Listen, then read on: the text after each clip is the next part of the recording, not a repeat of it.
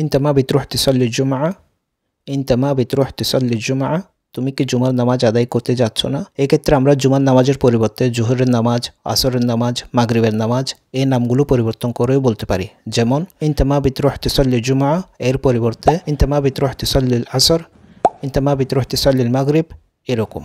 চলো খুতবা ধরতে যাই। يلا نلحق الخطبة يلا نلحق الخطبة يلا نلحق الخطبة। আবার এমনটাও বলতে পারি চলো মসজিদে যাই। يلا نروح المسجد يلا نروح المسجد يلا نروح المسجد।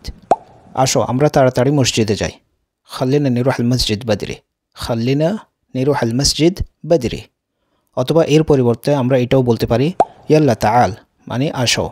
يلا تعال نروح المسجد চলো অথবা আসো মসজিদে যাই। يلا تعال نروح المسجد।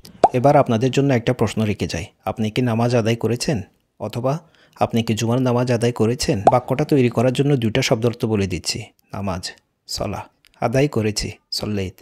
মধ্যপ্রাচ্যের আঞ্চলিক আরবি ভাষা শিক্ষা কোর্সটি ক্রয় করার জন্য উল্লেখিত নম্বরে যোগাযোগ করুন। ধন্যবাদ।